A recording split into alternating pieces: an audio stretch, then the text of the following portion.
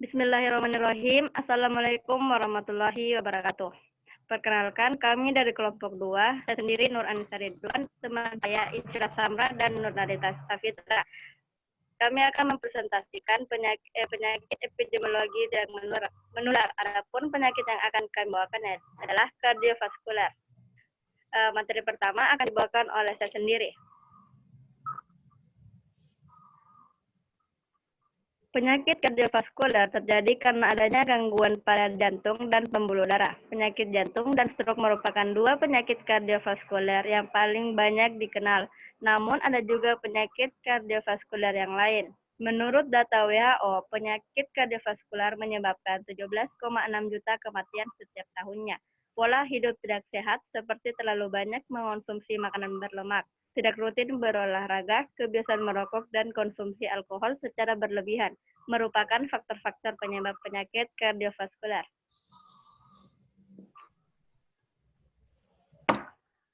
Faktor risiko penyakit jantung terdiri dari faktor risiko yang tidak dapat dimodifikasi dan yang dapat dimodifikasi. Faktor risiko yang tidak dapat dimodifikasi meliputi riwayat keluarga, umur, jenis kelamin, dan obesitas. Sedangkan faktor risiko yang dapat dimodifikasi adalah hipertensi, diabetes mellitus, dislipidemia, kurangnya aktivitas fisik, diet tidak sehat, dan stres. Faktor risikonya antara lain kebiasaan merokok, kurangnya obesitas atau kelebihan berat badan, penyakit diabetes, tekanan darah tinggi, kolesterol tinggi, serta adanya riwayat keluarga. Adapun faktor resiko kardiovaskuler pada remaja ada 5. Yang pertama yaitu faktor resiko kurang aktivitas fisik atau aktivitas yang buruk. Nah, pada aktivitas yang buruk ini, aktivitas fisik pada tingkat tertentu sangat diperlukan guna menjaga agar mekanisme tekanan darah dapat berjalan sebagaimana mestinya. Nah, maka dibutuhkan olahraga, yang mana olahraga ini dapat mengontrol darah, kolesterol darah, diabetes, dan juga obesitas dan mengontrol tekanan darah. Nah, yang kedua yaitu faktor resiko pola diet tidak sehat, yang mana faktor WHO menjelaskan penyebab utama penyakit jantung koroner karena diet yang tidak sehat, kurangnya aktivitas fisik, dan konsumsi tembakau. Nah, yang ketiga yaitu faktor resiko merokok. Nah, yang mana perokok mempunyai resiko 2-4 kali lipat lebih tinggi daripada bukan perokok, yang mana dapat terserang penyakit jantung dan stroke. Adapun yang keempat yaitu faktor resiko obesitas. Nah, yang mana faktor resiko obesitas ini sangat erat kaitannya dengan pola makan yang tidak seimbang. Nah, adapun yang kelima, faktor resiko konsumsi alkohol.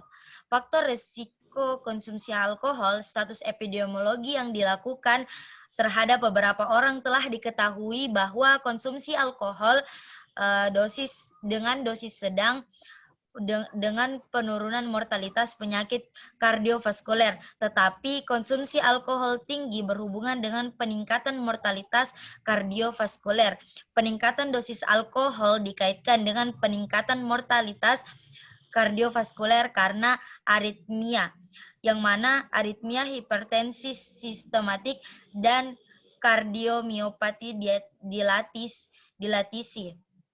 Nah, adapun cara untuk mencegah penyakit jantung yaitu dapat dilakukan dengan diet jantung sehat, mengontrol tekanan darah, menjaga kolesterol tetap normal, mengontrol kadar gula darah, menjaga berat badan normal, berhenti merokok, batasi minum alkohol, rajin aktivitas fisik, tidur dengan cukup, dan mengendalikan stres. Nah, selanjutnya kesimpulan.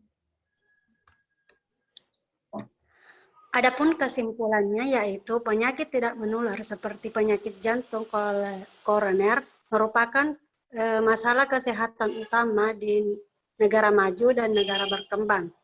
Di Amerika Serikat, penyakit kardiovaskuler merupakan penyebab kematian pertama dengan coronary heart disease, yaitu CHD.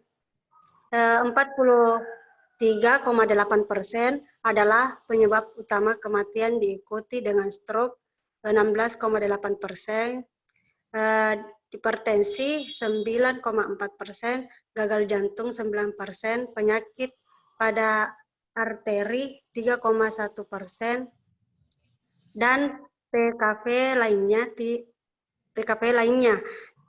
Tiga faktor risiko utama untuk PKP yaitu tekanan darah tinggi, kolesterol tinggi, dan merokok. Secara global di Indonesia tidak jauh berbeda.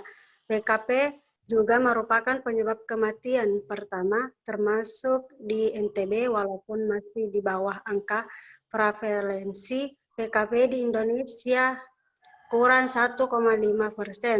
Namun menunjukkan adanya peningkatan jumlah kasus pada hasil riwayat kesehatan dasar pada tahun 2018 dibandingkan dengan tahun 2013 menurut Kementerian Kesehatan Republik Indonesia pada tahun 2018.